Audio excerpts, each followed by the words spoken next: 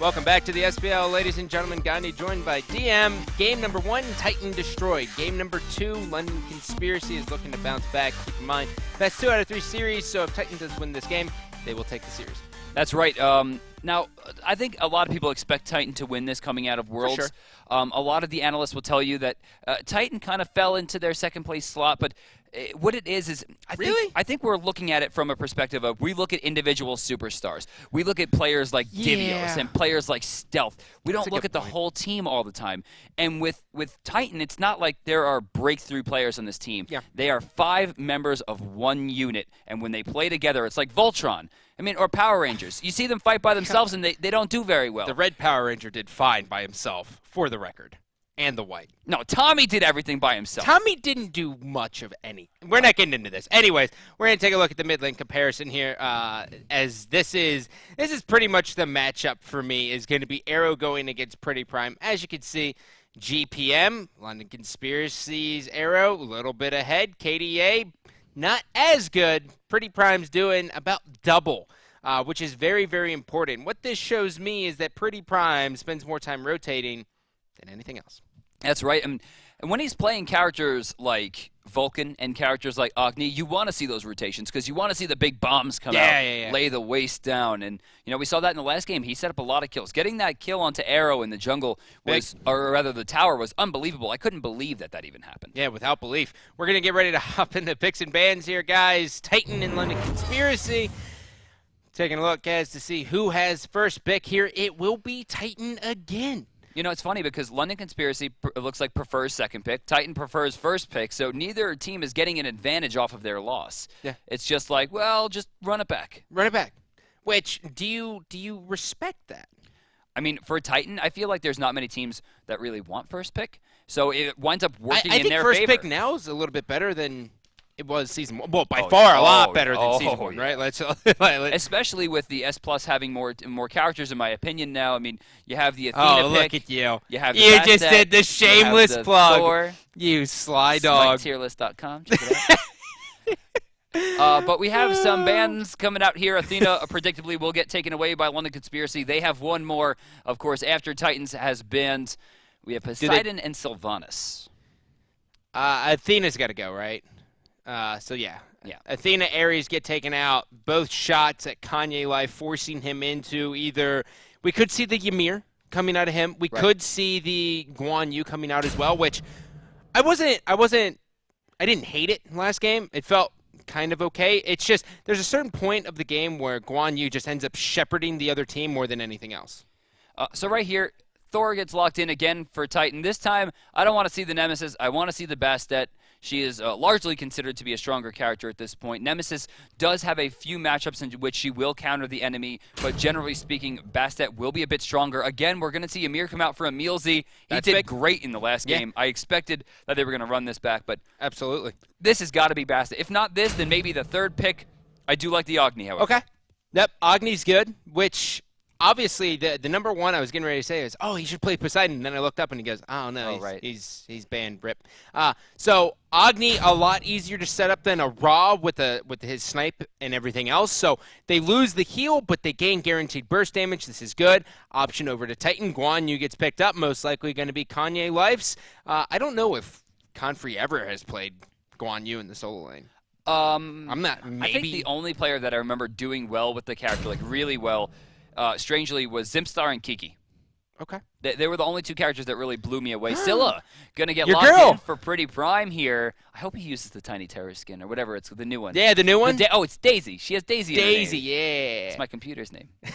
Is it? Yes. Is that because of the flower? Yes. Is your flower technically a daisy? It is a Gerber Daisy indeed. Nice. Yes. Look at that. Xbalanque going to get hovered on. Cupid probably going to get banned here from London Conspiracy with That's their pick only option. option they have. Yeah, there goes Cupid. Very smart. Yep. With that, I would expect that we're going to see maybe Rama. Rama has a 5-5 matchup against the character. I don't really want to see the Artemis. Late game, Xbalanque activating his ultimate can just shred through Artemis, and she's not going to have a real great option there. If Xbalanque gets early kills, it's going to be GG. They need to be careful not to counterpick themselves here. Yeah, well, Bakasur gets banned out here, so not sure who they're looking for. Bakasur, they didn't really have a problem with that as well. Yeah, curious. And seeing since Aphrodite wasn't banned, you almost could have wasted it on something else. They could have used that to ban out the Bastet, who's going to get picked up. Now, Bastet, very, very strong early. The setup potential, and not even setup potential, the kill potential before 10 minutes favors London Conspiracy so much. Oh, yeah. I mean, Ymir, Agni, Bastet, I mean, that's the dream, right? You'll be able to blink in, get a freeze, send the cats down, or better yet, not send the cats down and get the kill, and then send the cats to the Gold Fury. That's what you're really looking for. Yeah. But Bastet does get locked in to go up against Thor. The issue here is that Bastet's not going to be attached to an Aphrodite like Thor is. Yeah. That'll be different, especially early on. That's going to really help. Now, Aphrodite, depending on who they pick here, they need someone who can really aggress on her early, because after level 9 to 11 on Aphrodite, she's got the safe farm guaranteed. You want someone who's going to punish her early. You know, it depends. Which is hard because she doesn't really have many bad matchups right now. She pretty much loses to Chang'e just barely, and that's it. Why didn't they go Chang'e? I've yet to see a pro player runner. She's not easy. I mean, what it comes down to is people see her kit, and they think this is the extent of the character. The real strength of Chang'e lies in the passive, the 25% movement speed that she gains during her dances. And remember, with Dumor being as strong as it is, right now, I mean, that's the real game changer. You know, last season, Chang'e lost to Habois. This season, she destroys him thanks to the Dumor. Really? Because she can send the bunny back and never leave lane. Gets it early, and she will take the lead. That's huge. It is massive. Now, if you're talking about the top Habois versus the top Chang'e, right? So Annenster, I guess? Sure, right? I would probably take Habois in it. So Andy versus, honestly, the two best that I've seen so far, I would say maybe three is Maniac, Awesome to the Max, and Aurore. Okay. Are probably your top three Chang'e players in like the professional spotlight.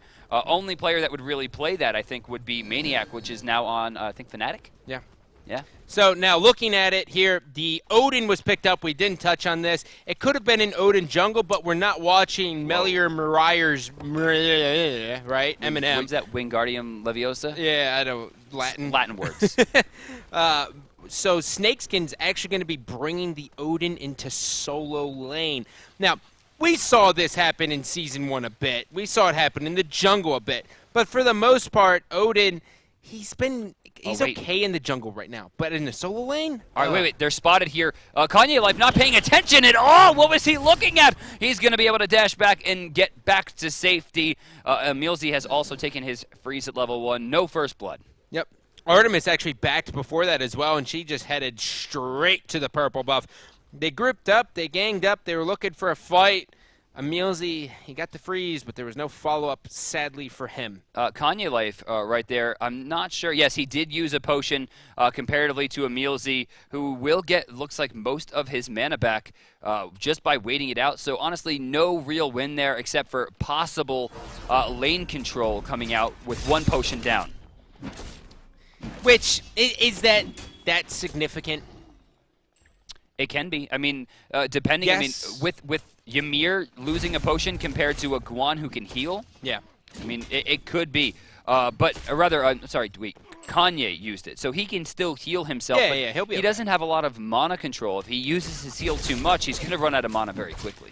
Now, obviously, London Conspiracy, as we take a look at this duo lane, should be clearly in favor of the Ymir and Xbalanque with the early on clear, but Tal Assault is really good at shredding through minions and kind of pushing that. But I'm expecting if he does do that, a freeze will come out. But early on, Ymir would take a lot of damage, so it's going to be interesting to see how that matchup happens. Suntouch once again making a very early rotation comparatively to Repikas, who decides to stick around for a bit. He'll take some damage, but doesn't look deterred. It looks like both Suntouch and Arrow will rotate down to the left back camps on the bottom side to go for the steal. This is perfect. This is exactly what I thought they were going to do last game, but they just chose to go to their own back harpies. By doing this is going to keep Repikas back just a little bit. They're not going to push across. They're just going to take that back one, and just by delaying them just that little bit, if they push this wave together, they might be looking for a kill, though. Nope.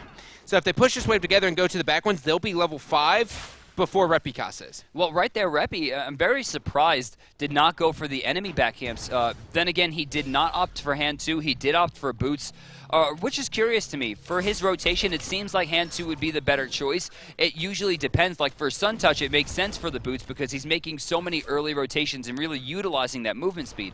Repi is very slow about his rotations in the early game. Likes to be deliberate and staying in solo. We'll go to backcamps a little bit later. So honestly, I think he would do better with hand 2. You know, it's funny how we're saying slow right now. When I watched Season 1 not too long ago on YouTube, and I was like, wow, that jungler stayed in lane until 2 minutes and 30 seconds. Good God. And now we're like, oh, he's got a really slow rotation at 1:30. Left side, there is a rotation from Repi, but he did walk over a ward for it. This could be trouble for Emilzy, but no one seems to be going for the line. No one blocks the path in, and it looks like they'll be safe for now. Odin jumping in, Bastet rotating over. Level 5 coming out from Snakeskin, but Suntouch, does he have a way in? Will Comfrey be unsafe and walk off this tower? Will the Cats be able to get in there? Find out next time. Yeah, Cats will be able to get in there. Bird Bomb activated. They're jumping in. He's taking a bunch. That was not a good jump. Yeah, he missed the jump. He's got the back off. Odin Ring there. They have level 5 waiting on Undying Love. There it is. Will it be enough, though? The Cats are still on her. And, oh, the birds are going to keep her alive! Oh, my God. I love it. Why did Suntouch leave that cage and not go back in? Huge misplay coming out from the jungler. Yeah, but Suntouch just, dude, looking at that, and now look at her health, right? Like, he's at 360 after using birds again. That is amazing. The tower taking out a minion. And you know, there were two big That's why you love Smite. Two big misplays. First thing, the Cats should have gone in first. There was no reason for them to lose the bird bomb. Second, he should have been in there. I don't know why he backed out. Look at this. Monster's going to hit second kill of the game for Titan. Pretty Prime at the SWC did not have a Scylla. Pretty Prime going into Season 2. He's got a Scylla. You would imagine that a team like Titan, who we praise for their communication, would benefit so much from having a Scylla just for the setup potential, right? Same thing from London Conspiracy. The way that Emilzy and Arrow were working in the first game with the Ymir Ra. I mean, Scylla just does what Ra does in that situation better because she could do it more than once. Yeah.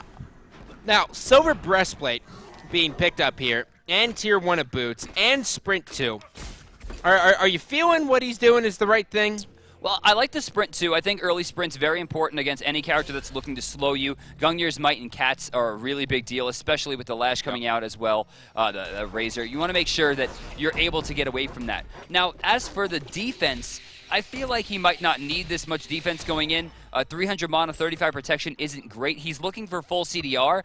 Hopefully we get the magic boots and then the wing blade for extra movement speed.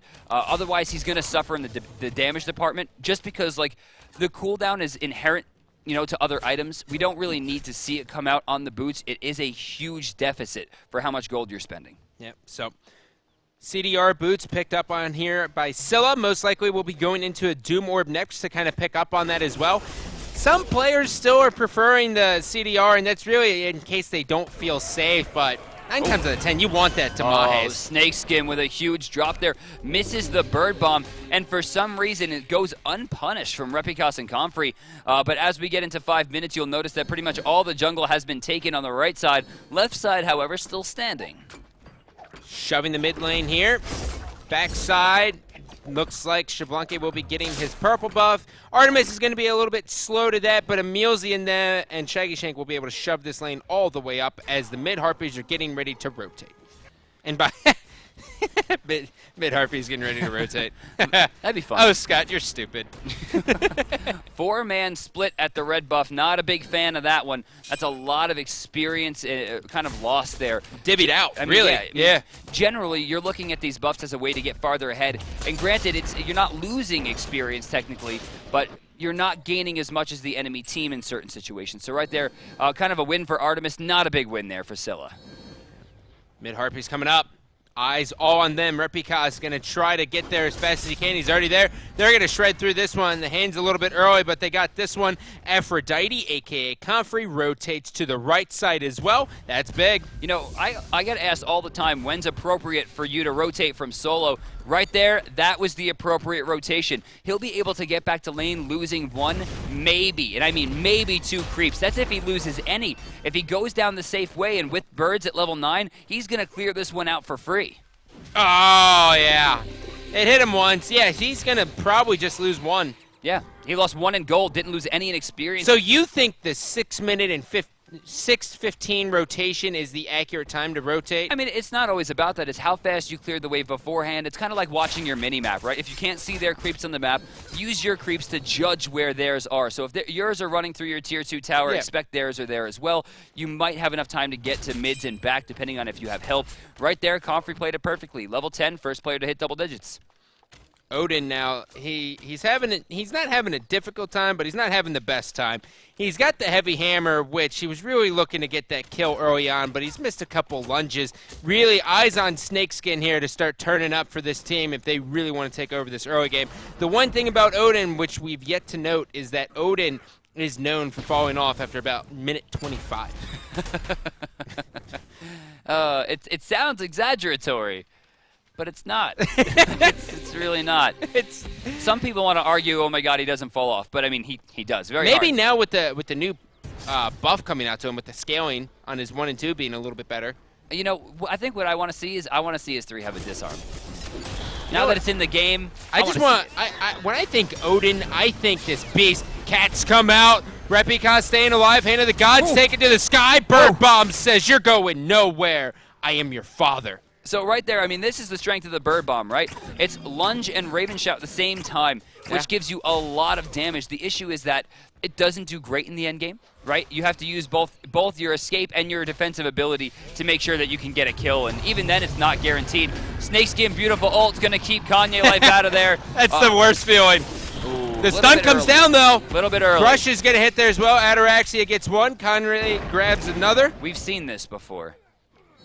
Yeah. This is the second time that we have seen London Conspiracy lose 2 people because of a Gold Fury. And if you check out the rotation here, Snakeskin is going to have a hard time getting back there unless he buys Teleport, which I think I would like to see considering the fact that he didn't build Hand of the Gods, but instead, he's going to opt for Blink. He doesn't need it, though. I know one needs it. Yeah, it's more like a personal preference. This is huge. This is really, really big. They're going to be able to take this blue buff, speed buffs off as well. They're going to force this fight. Odin's going to come. He's going to waste a blink on this as well. He does still have a jump, so he should be okay. But look at him just get shredded. Those birds do so much damage, and you always sleep on the birds. Good thing he did a 90-second blink to watch his blue die and take 60% of his health. That was close. Comfrey going to the bottom side, looking at blue buff. And this is strange to me that he's going right for this instead of pushing the next wave. It's likely if the bird bomb doesn't get used that he'll miss 1 or 2 creeps. It looks like we're going to get the cats used, though, in the mid lane. They're rushing this one down. Wow. Suntouch able to clean this one up. That's huge, showing the strength. 1-0-1, starting to get involved. And this is where we see Bastet really start taking off. Jotuns is about to get finished. Everything and everyone she hits is probably going to die relatively fast. I mean, level 10 to level 14 is generally her best bet. 14 is when she really comes online. You know, you're going to have that max level pounce to couple into the max level Razor Whip, of course, with Open Wound. That's the big combo that you're looking for. Cats are still doing a ridiculous amount of damage. You have great Gold Fury pressure. But there is one thing that a lot of players aren't recognizing as a kind of a weakness to Bastet in Season 2. Okay. And that's cats are absolute trash against Fire Giant because they spawn mud. Oh. Those little lava pools, they spawn individual lava pools, which means you can't control where the cats stand. They will generally do a 12 o'clock, 9 o'clock, 6 o'clock rotation around, putting them in pretty much all the melee area, making it very hard for melee characters to tank it. Unless your entire team's range. Yeah, it's very true. Shout outs to Hades. Yeah, Hades is the dream, man. Did you know Shield of the Underworld not only affects the Fire Giant, but it affects towers? I had no idea until the other day. I knew it affected towers. I actually didn't know it affected Fire Giant. The towers? I did the opposite. It's towers. Crazy. Nuts. We need to see more and of that. people don't even look at it. Dude, that item is so good. People look at it as, nah. And it prevents lifesteal. And you know, it's actually not a bad pickup onto Odin. Now, generally when you think of Odin, you think of 2 things.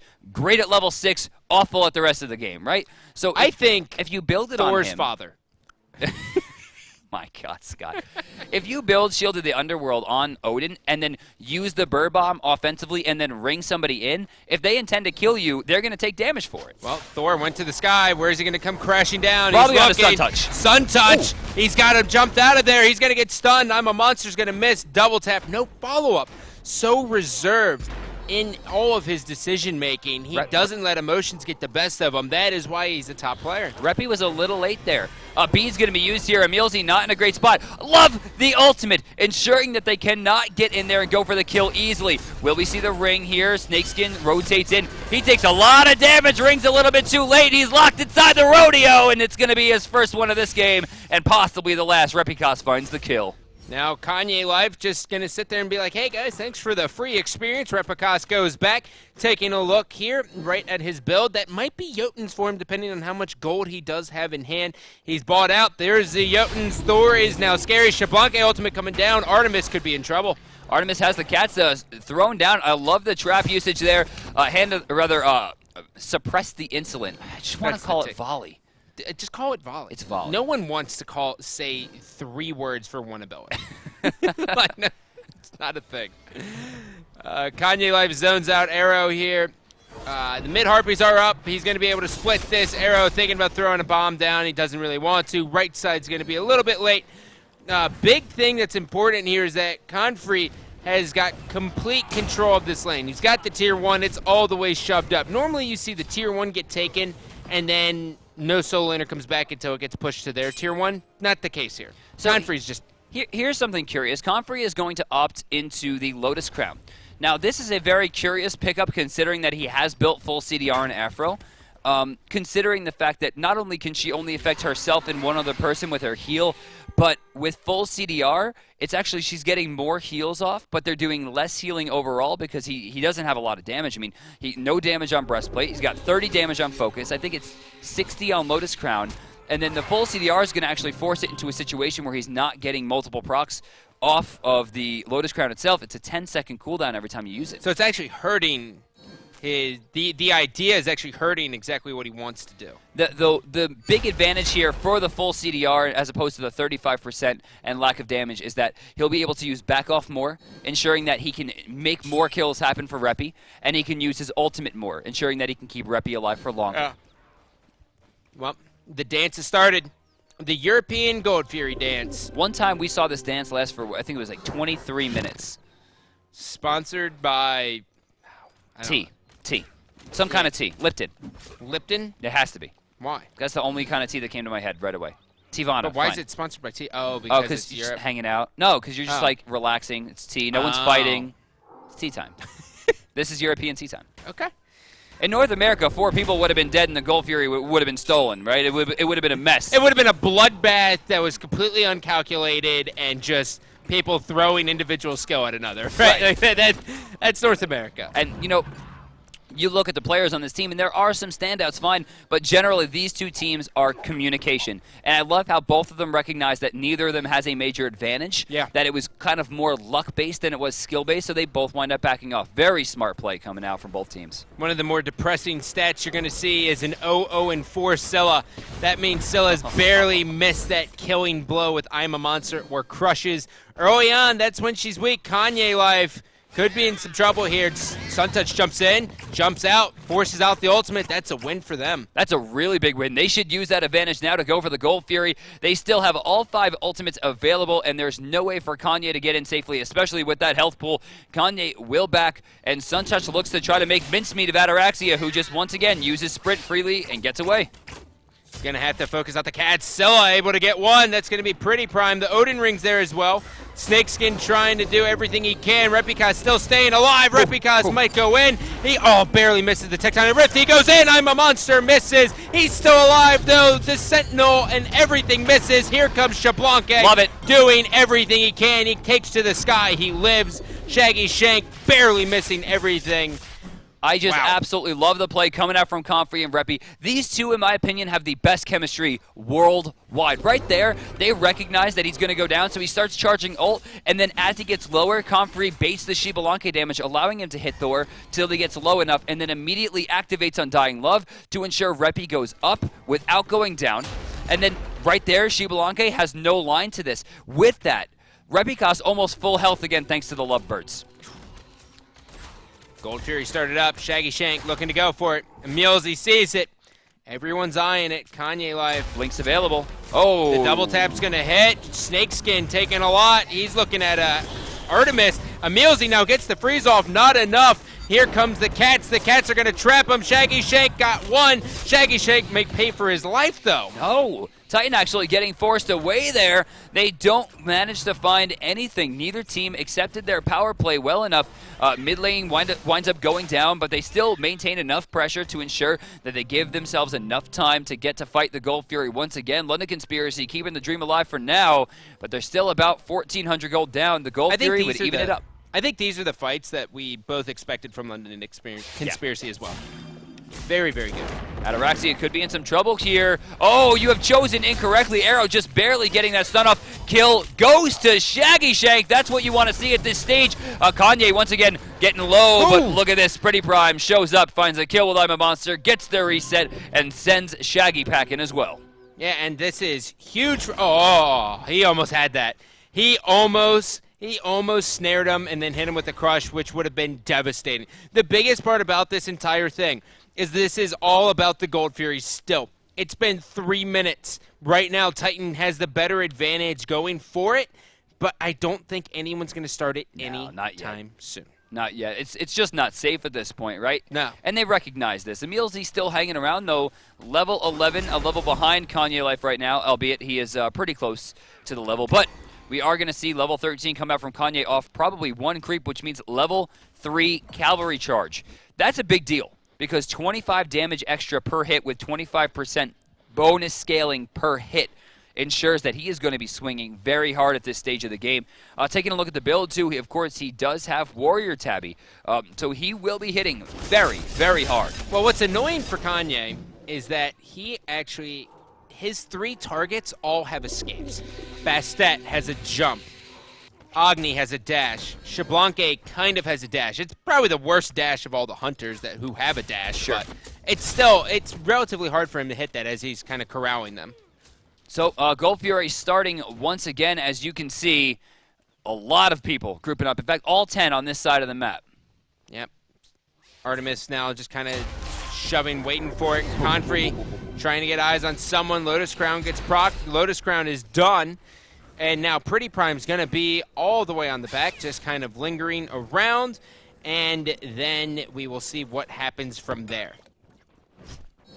Bottom side, we're going to see speed get taken away. That's going to go to Repi. Comfrey, not having a lot of speed himself, might be hard-pressed to keep up with Repikas, who is currently rocking 538 movement speed between everything around him. Snakeskin taking some damage. Repikas will take some as well, but one of those players is attached to a healer. Yeah, isn't it nice to have a healer? There is nothing better than having a healer on your team. You're just like, hey, man, thanks for everything you do. I appreciate you. You know, Afro's my favorite, of which, too. I wonder how much healing he's done up to this point. Taking a look at it, he's done 4,300. Guan Yu, 4,100. Kanye Life, man. I mean, yeah. You know, I love the fact that he's leveling Conviction. This is definitely the way to go, in my opinion, as well. But, oh, look at this. They got a huge rodeo going on this time. A lot of damage coming to Kanye, forcing the Undying Love. I'm a Monster is activated here. Will he find Sun Touch? No, but it will go to Ataraxia. Confrey taking some damage here. Bird Bomb will hit, but not do enough damage to deter. He's trying to escape now. Snakeskin in the back line, trying to get away. Ataraxia not having it. Double kill. They're going forward. Pretty Prime doing some damage himself. Huge crush. Emilzy putting himself in danger. That's going to be a kill for Confrey. So far, 3 for 0 in favor of Titan. Yeah, Ataraxia turns his gaze immediately to the tower. He's like, my teammates getting focused by it. Whatever. Are they going to go for the Fire Giant here is the question. 20 minutes into the game, they're very low. It looks like they're going to go for it. Eyes on Repikas here. He started it. No, actually, no, he didn't start it. So now the Fire Giant stance happens, and they're burning it down great. As a pro player, you should not be getting hit by those magma bursts. Well, sometimes, you know, your emotions get the best of you. You go cross-eyed. They don't have a hand of the gods here. This is forced on the reset. Wow, that's a huge loss here for London Conspiracy, as they do not manage to get the Gold Fury in response to the Fire Giant. not only was it risky to begin with, but ooh, 1,500 gold going to be sent down to the bank accounts. Not like they needed it after Worlds. Look at the charts. I just looked at program feed. Program feed showing the charts. 9,100 experience and counting. And that's without 20s. That's raw. 4,700 gold separates these two teams. Shell of Protection all the way done for Odin, which is a perfect item for him to build. So Odin jumps in. He activates his Bird Bomb as well. He jumps in, pops all of his protections on Shell, helping out the entire team. But the question is that what they're looking for right now? Oh, you almost got to think. They're not going to be engaging anytime soon.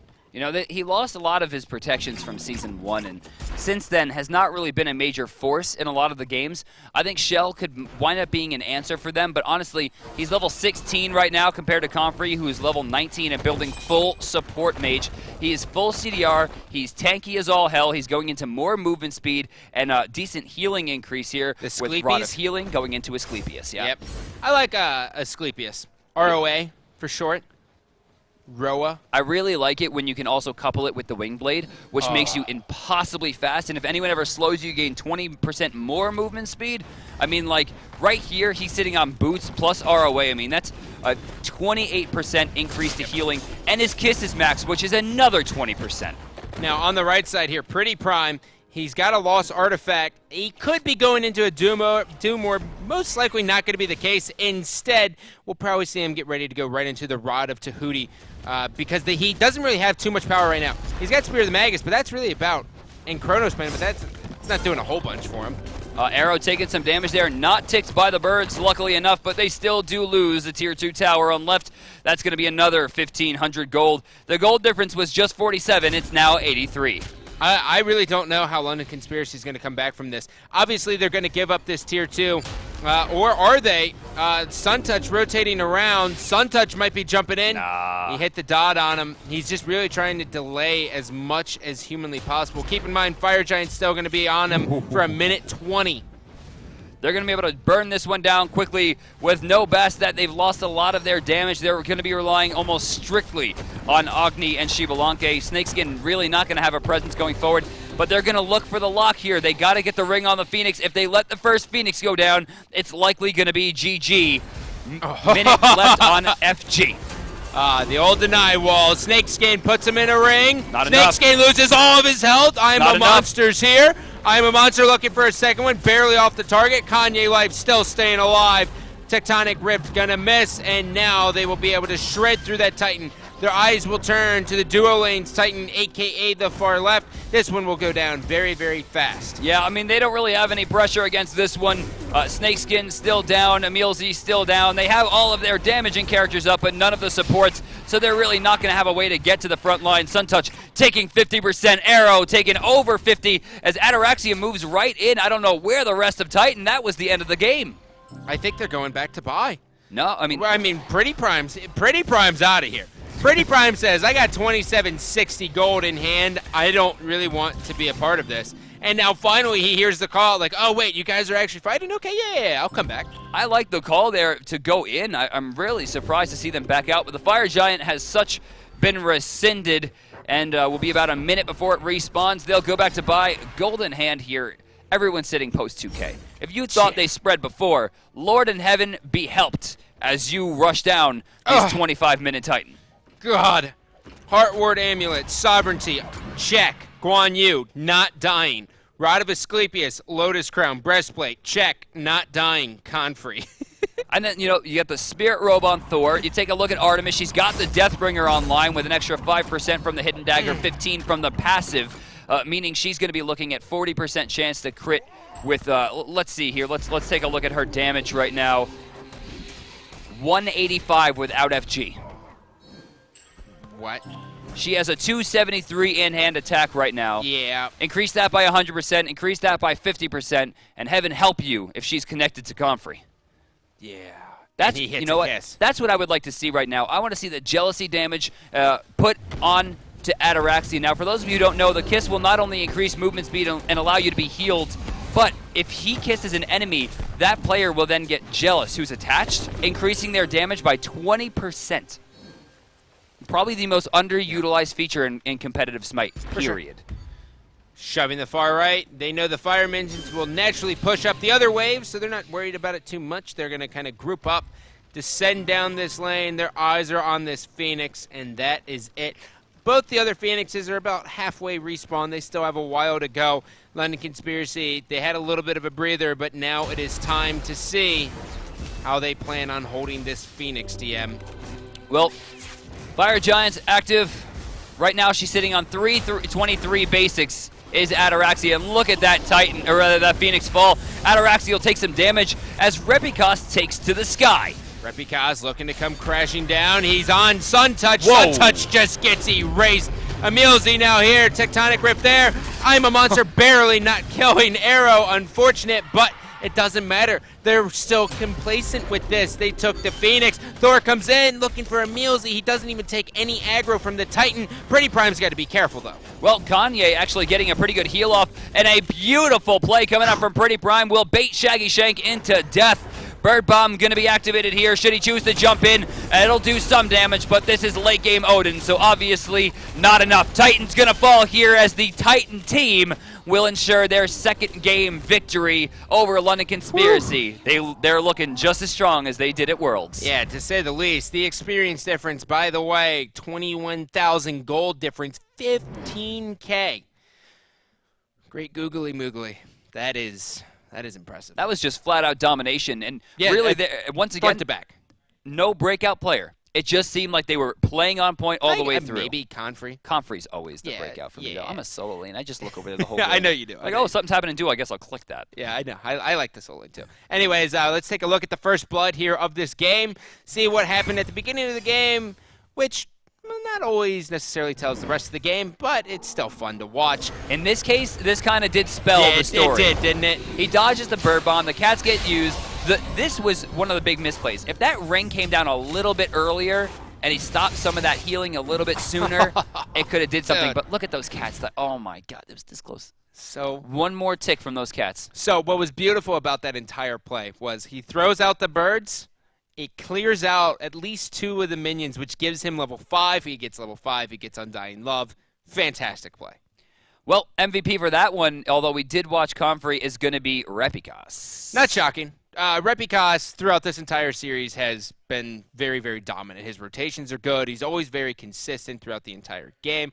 And on top of that, you can just tell that he doesn't really cater to any lane, which is kind of different than what we see in North America. Normally, North America is like, okay, I'm only going solo. He goes everywhere here.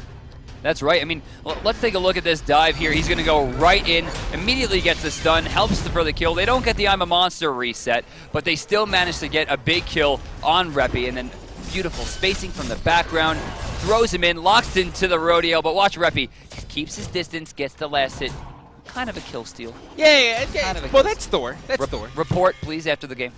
Do people still report for kill steals? Yes, all the time. That's the worst. Look at this. Sun Touch, just a little bit out of positioning, and when you get crushed on by birds plus Anvil of Dawn and the Spindlewin, there's really no way you can make it out of there as Bastet. There's no chance in hell you live. I mean, right there, he popped beads and tried to jump, and it just wasn't happening. Yeah. Like, he was done.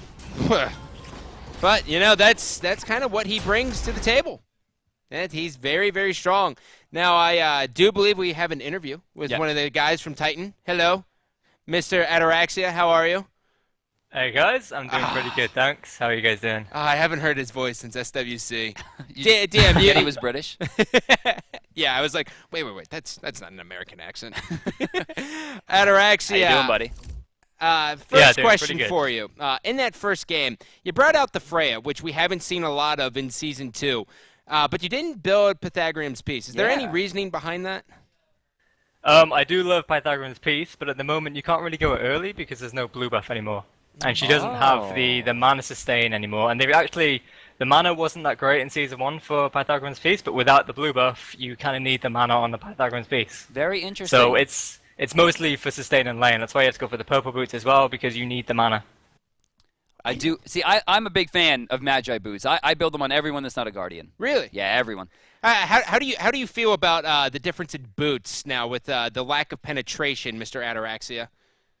That is my favorite change of Season 2. I thought pen boots were ridiculously overpowered, and hands down it's the best thing hi-rez has done to the game. Oh, that is not a very common opinion. That is not, especially from a hunter. Yeah, really. That is awesome to hear. So, Ataraxia, you finished second at the SWC. You come home with an insane amount of money. How did you continue, or I guess... How do you not lose your hunger? Yeah. How do you not lose your hunger throughout this offseason? Coming second helps, because then you've got something to prove, you know? That's a good point. That's fair. But was your schedule just as strenuous as it was before SWC going into Split 1?